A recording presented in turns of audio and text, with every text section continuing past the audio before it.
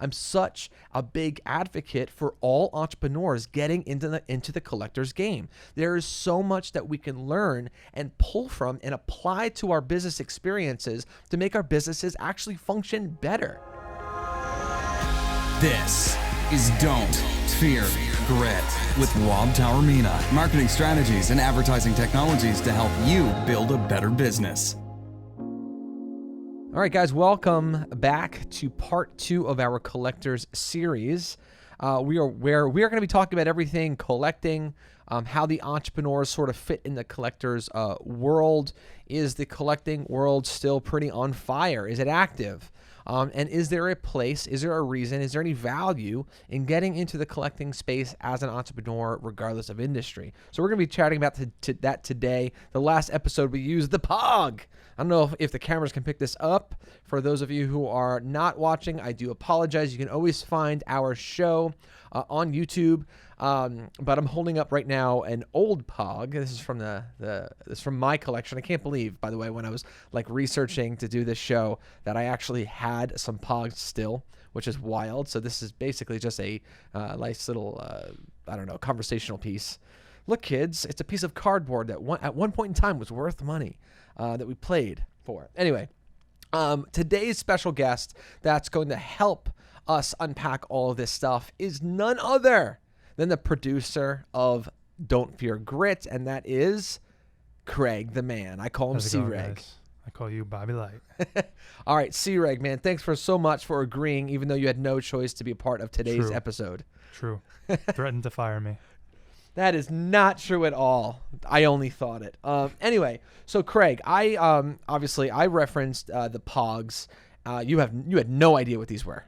Nope, I wasn't born in 1945, so... Oh, you're a funny guy. So we've got a comedian on the show, apparently, guys. Anyway, he had no idea what these were. They were only big for a few years. But from when you were a kid up until now, like, is there anything of similar nature, something like it was like a quick flash in the pan, something that was really popular for like a short window that you remember? Off the top of my head, no, I can't think of something similar to the POG. So I was the only one that lived in a time where we like foolishly invested into things that have no value. I guess so. What'd you guys have to do? There was no TV, so what could you do? Oh my gosh! Wow, jokes. No talkies. This guy's got jokes. Well, I can think of a few things, and I don't know. No, I do know. It's not to the level of POGs where it was just like a short window, a short hit like that, but definitely where it was really popular. It did sort of disappear, but it's come back, and I think you're the perfect person to have this discussion, and that's sort of the Pokemon world.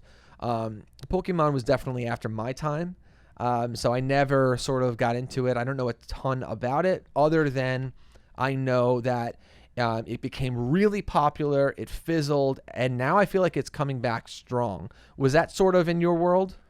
Oh, yeah. Pokemon was definitely in my world. I grew up on that. I don't think it necessarily fizzled so much, though. It wasn't so flash in the pan. It was definitely bigger, I would say, in the 90s, that huge craze. Mm-hmm. But the series, there's like games and shows that kind of stayed in the realm of popularity. I think the cards maybe went out. The brand was around. The brand was around. I'm talking about the cards. The cards, yes, you're right. The cards, yes, they popped in the 90s, and then they kind of they like fluctuate in and out of popularity as time goes by, and now it's on a upward craze again. Right. Like all, things that are collectible, the way that I always sort of explain it to people, collectibles are simply worth what people are willing to pay for it. That's what, the whole POG things are. Even though the POGs disappeared, there's still a collector market for them. And you're not gonna believe me. And for those of you who are listening, please Google this. There's actually a POG set worth $1 million. Really? Yeah. The Jurassic Park POG set. Jurassic Parks? POGs. Jurassic Park POG set is actually worth $1 million. And wow. And the thing that only creates that type of worth is is there at least two people, because you need a competing, a bidder, Right. to drive up the value of these things. And that's what creates a market for this stuff. And then the more people you add, the more valuable, because there's more people involved in bidding up the price in a way. And because otherwise, it doesn't matter what things are in life. It could be anything from a master painting to a POG. They are not worth anything unless there's at least two collectors. And in the case now of Pokemon, I know it's become big again, the Pokemon cards specifically. What are some of the value of these cards? Like, do they, are you seeing a card go for like $1 million, like you seeing like a stupid POG? I haven't seen $1 million, but depending on condition and the era that it came out with. For example, if you have a fresh first edition holographic Charizard from base set 1, it's got to be first edition. It goes for like $50,000. And I heard there's a guy on YouTube who pulls cards on his show, and he opened a brand new pack from the 90s and pulled that card fresh out of the pack, and he said he got a $100,000 offer for it. What? So these things go for a lot. All right, so this is what brings back though the collectors into the game. Right. Now, Pokemon cards were first introduced to the market. What was it? The late 90s? It was mid to late 90s. Late 90s. Okay, so it makes sense that you let sort of a certain period of time pass, and then kids that were brought up on it as they get older, now that they can actually afford it, get back into the market. So it actually makes sense that it's coming back now because the timing is perfect. Right. So you're in your 20s.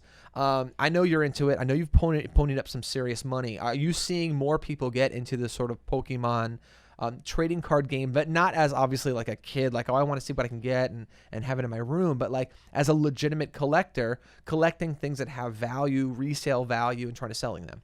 Well, yeah, and that's like kind of the reason I got back into it, because I kept hearing for like the past 6 months, people, even big guys in the industry, like Gary Vaynerchuk, for example, talking about, cards again, and Pokemon cards specifically kept coming up. And like there's new pages popping up on Instagram every day for people trading, buying, collecting Pokemon cards. So I went into my room where I had my old cards. I had gotten rid of most of them like 5 or 6 years ago because I just didn't, I love Pokemon, but I kind of got out of it. And then I was like, let me look at these cards. And I kind of just got, emotional thinking about it from growing up and stuff. I was like, I want to get back into this. And it started as just kind of for fun. And then I started finding some good deals and understanding the value of certain things. And I was like, well, I mean, if I'm smart about it, I can make some good money. Yeah. Be completely honest, and I'm going to force you to be honest here. I want people to understand like what we're talking about. We're not talking about like, back in the day, 1988, it was, 25 cents for a pack. How much money, if you don't mind, like how much money have you ponied up recently to invest and as a means of trying to resell this stuff? Right. So recently, I would say it's about $1,600 I have ponied up. For Pokemon cards? Yes, specifically sealed boxes. And how much do you think you're going to be able to sell that stuff for? I've estimated around $25,000. $25,000. But where are you getting this information that like that you could sell it for that amount of money? So I follow a lot of collectors. Mm-hmm. And eBay is a big source of actually my information. Sure. So there's this thing on eBay where if you search up an item, you can hit filter, and then you filter it for sold items, and you can see what is recently sold and like within the past couple months. That's how much these things are going for. So that's how I do my research. I see. That's smart. I'm glad that you said that, and I was hoping that you were going to say that, because it's one thing to see what trying to determine price based on what it's listed for, but you're determining price on what it's selling for. Yeah. So that's a realistic number for you. Yep. And this is like reason number one why I feel like any person in the entrepreneurial game, I don't care what industry you are in, there is some incredible lessons that you can learn from participating in this. Number one, listen, there's the financial benefit that if you get smart about this, you research and it doesn't take much. Like if you're willing to put in some effort, you can actually make some money, right? So that's the obvious. Well, you know what? I'll go back. I'll call that reason number one, and I'll say reason number two is more what you could learn from this. Now, so you're learning research and development, right? Right. And sales. I don't care what industry you are in. If you are a lawyer, if you're a doctor, if you are a painter, if you're in technology, it doesn't matter what line of work you're in. The sales is a component of what you do. Right. Always, period, end of story. And this is a crash course. It helps you to refine these skills, which is awesome. Also, research and development, that refining that skill will benefit you as an entrepreneur. Talking with people, understanding markets, things are related to each other. Well, absolutely. Like all of these things that we're talking about right now, it's like a spider web of activity, and it connects to everything. And so as an entrepreneur, if you really want to take yourself seriously and elevate your game and scale up your life and scale up your business, then you need to have a broader understanding of all the stuff that's going on. One way of giving yourself a crash course is actually by participating in the collector's market. I'm not saying now to go out and, pony up 20 grand or 30 grand or 100 grand. If you don't know what you're doing, I'm not saying to do that, right? But put out a couple $100 and learn the game. And you don't need a high level understanding of this stuff. Is if you're willing to put in the effort, I believe you can get something out of it. And, listen, I'm going to be opening up this pack right here, right? I'm not going to be doing this in the next episode to close out this particular series. This was a pack that I got. Look, this is an entire wax box, right? This is a pack in the wax box. I got this in 1988 and I've been saving it. Now, this particular wax pack right here, I went online, like Craig was saying, and people are selling these for this one for up to $10. And I have no idea how many's in here. I don't know, maybe about 50. So like this wax box is $500. So there's money to be made. There's lots of great information that we can learn. But something that I did when I was a kid is I went to garage sales. I did that all the time as a kid. I don't know if you've ever done that. Yeah. Like I did it because I thought it was cool. Right. Why did you go to garage sales? I mean, the same. Just find cool stuff that I wanted. I didn't think about when I was younger. You might have. I wasn't thinking about selling it. I was thinking about like playing with it or like. Oh, absolutely. Me too. I liked cool stuff. As a kid, any type of treasure hunt is cool. Yeah. And by going to these garage sales, it's like it's a kid's, only access to something that's cool. Right. Because otherwise, the only thing that you're getting something when you're a kid is if your parents give it to you. You know what I mean? Right. And you're more likely to get it at a garage sale because it's marked down, so your parents will buy. Oh, absolutely. So absolutely. And I remember as a kid getting like Hot Wheels. Right. I remember getting lots of baseball cards. I remember that as a kid, Yeah.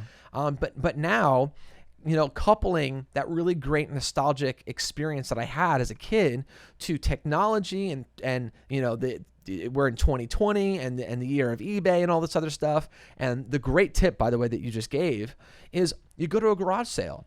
You comb the garage sale. And by the way, as you do this more and more and more, you're not going to have to research it as much because now you have all the experience and it's in your head. Hopefully you have the ability to recall that stuff. But the thing is, we all have our cell phones. Like we're a walking encyclopedia no matter where we go. You go to a garage sale, you see some really cool stuff. Instead of guessing, take out your phone and research it. Right. And Craig, your tip was amazing. Look, sold items, what they sold for. And if it's a stuffed animal, and I'm using this because I've actually did this with my kids, if it's a stuffed animal that you see that's, this stuffed animal sold for $20 and the guy's selling it for $5, that's a profit margin. Right. That's amazing. Yeah. And I actually started that with my kids almost 2 years ago. I wanted to teach my kids the art of selling. I wanted to teach my kids negotiation. I wanted to teach my kids, basic level of economics. I wanted to teach my kids responsibility. And I was like, you know what? eBay is the easy way to do this. So what we do is every now and then we go through all of their stuff and I have them separate things that they want to get rid of. And what we do is we take these things, I have them, they know how to do it now. They go on eBay, they figure out what it's selling, they take pictures, they write a description, and they sell it. And I help them out, and I tell them, listen, whatever it sells for, you get to keep 100% of the money. And then sometimes we even do contests, like who can sell the first item, And then what I'll do is with my kids, whoever's item sells first on eBay is I'll let them actually choose anything to do, and I'll take them there. Whether it be like going to the arcade, like Dave & Buster's, or going to Chili's. My kids love going to Chili's, whatever it is. So, I mean, it ends up like costing me more money for that particular lesson, but I feel like that lesson is priceless when I'm teaching my kids. And so even at a small scale, even with kids, there's so much that we can learn from this experience, which is why I'm such a big advocate for all entrepreneurs getting into the collector's game. There is so much that we can learn and pull from and apply to our business experiences to make our businesses actually function better. Now listen, collecting, it's without a drug. Like, is it not? Yes. Like, can you become addicted to collecting? I am starting to get very addicted to collecting. Yes. Right. Listen, so you need to balance it, right? So that's why if you're going to do this, get an accountability partner. Right.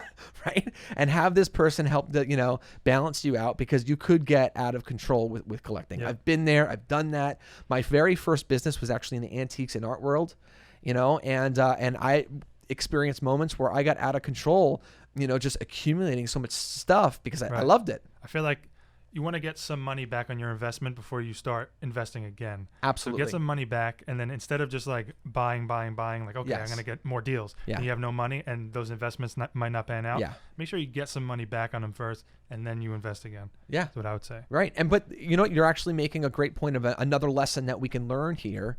The art of buying and selling is, buy low, sell high. Right. And, not just buy low and keep forever. Right. You only take profits once you sell something. So there's a lot to learn there. But yes, I don't think, I'm not encouraging anyone to be, whimsical here.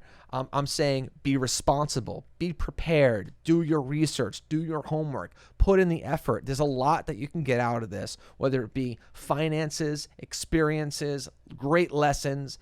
These are all things that we can now apply to our lives and help our lives function at a higher level, which is awesome. You mentioned, some of these baseball card packs. I remember when I was a kid going to garage sales, and I would get like some baseball cards. They were so cheap at garage sales. You know what I mean? Like $1, you could get like 100 baseball cards. Right. And I remember we'd take the cards, and as a kid, we'd play a game, throwing them against the wall and seeing if they can like land. What is it, like leaning against the wall versus like flat or whatever. And if you did, like, you won. It was like this crazy thing. Throwing like $500 cards against the wall, you realize? Well, but as a kid, first of all, you don't know the value of these things. Right. In the 80s, there wasn't tremendous value in the card, even though there was a lot of kids collecting them. They became more valuable as the trading card industry really started to inject brand new life by adding like signature series, adding like the game worn jersey fragments, the bat fragments, and like they just like added new life into this. And then also what helped is the players got better. It made the sports more attractive to an audience, more entertaining, and then more kids started to really pay attention to the sports more. This is why I in my opinion, baseball suffered in the 2000s. Because listen, after the steroid era, no one was hitting home runs anymore. Right. I think for kids it became boring, and then once baseball itself is boring, it really affects lots of different markets. One of them was the trading card market that got hit in the 2000s. It's coming back now because sports. They're doing steroids again? They're not doing steroids, but players definitely improved. They got better. And I think maybe some of the rules changes benefited the players, and it's an entertaining game now. And so I think that's in part why the trading market is coming back for kids, but also, like I was saying before, why Pokemon cards are coming back now is once kids cycle through, and it's like that 15 to 20 year mark of when they collected as a kid, when they get older, they have the money. Right. So now what do? They go back, and all the things they thought were cool, they got this, which is why like muscle cars, the baby boomers buy muscle cars, right? Because when they were, kids, teenagers, they love that. Yeah. So they buy them all right now. So that's sort of the game, the collector's market. Now, so we'll just close with this. Actively, whether, we'll talk about your age group because obviously that's what you could speak with authority on. Is in addition to the sort of Pokemon world, are there any other products that you're seeing, people really start to really pony up some serious cash for? Yeah, I would say there's a couple of things. There's clothing industry, sneakers specifically. People pony up a lot of cash for sneakers, and some people don't even, they wear them a couple times and then they kind of put them in a box. Right. By the way, I know you are very particular about your footwear. Yes. They always look brand new. I appreciate that because no one else says that. I got made fun of heavily for my footwear, and I was like, let me step it up. Yeah. And I don't wear most of them now. I buy them. Yeah. I wear them a couple times, and then I kind of leave them. See, for me, I always think like what's the point, right? But it's not fair for me to impose how I feel about it on you. Yeah, don't judge me, Rob. Let me live my life. I'm not judging you, but it's amazing. Like the sneaker market, I'm always shocked. I've got some family members, younger family members that get into that game. Like they'll drive out to like Brooklyn where there's like a brand new shipment of sneakers. Yeah, I haven't done that yet for like the Yeezys. Oh, I haven't bought Yeezys. Oh, and yet. they Too expensive of my size. my gosh, and they pony up some serious cash, but within a couple weeks they like double their money. Yeah. And I'm like, wait a minute. First, the price that you paid I thought was too much, Right. but then people are paying double the amount that you just paid for a sneaker. Yeah. In some of these cases, they were telling me like $800. That's like a quick flip, especially Like, if it's like a what? Yeezy sneaker because they sell out so quick. Yeah. That if you just buy a couple, Yeah. you sell them on eBay next week, the price skyrockets. That's crazy. See, that's something I feel like you can get lost in. Yes. So if you're an 'Cause it's entrepreneur, a huge investment. Yeah. Listen, if you're an entrepreneur and you're inspired by this story and you're like, you know what? Yeah, I want to try to get into this to learn something.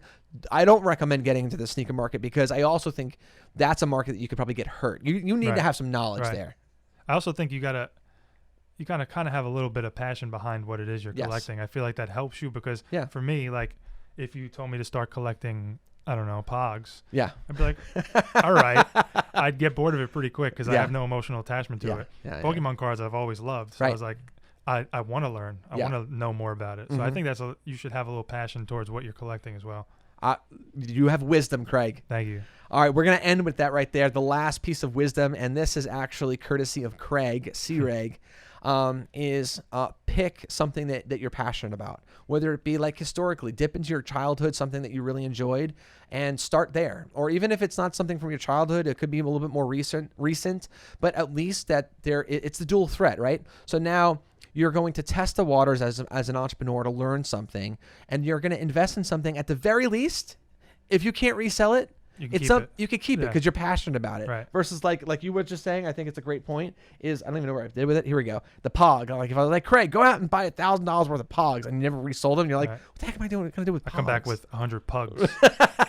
Right. Pick something that you're passionate about because that's how you have to weigh the upside and the downside. If the downside, the worst case scenario is that you get to keep something that you love, then you didn't lose. Right? Right. So that there's great advice right there. So anyway, this is the closeout for the part 2 of this brand new series about collecting and entrepreneurs. Find Craig. Craig's all over Instagram. He's got an amazing channel. He's what's something that he did not mention. He's a big Marvel guy. Yes. Oh, Hot Toys collectibles are also a very big thing. Yes. And Funko Pops. Yeah. We actually have. You have some Hot Toys here. We should have do. brought them in. Yeah, we should. But anyway, so follow Craig. Craig, what's your handle? Mine is Craig.Shukri, Shukri. There you go. Find him, follow him, see what he's up to. I know he's going to be launching some pretty cool stuff, some brand new content soon. But anyway, guys, we want to just encourage and inspire everyone here. That's really the basis of Don't Fear Grit. In every episode that we've ever done here is we want to empower you guys to be able to do great things, but also we want you guys to embrace the idea of grit, efforts. And that's what we're saying to do here is that with effort, and you have the ability to execute and do great things. And here's a great example where you can hone those talents through the collector's market. It doesn't take a lot, but you can get a lot from it. All right, guys, thanks so much for tuning in. Remember, don't fear the process and don't fear grit. We'll see you next time.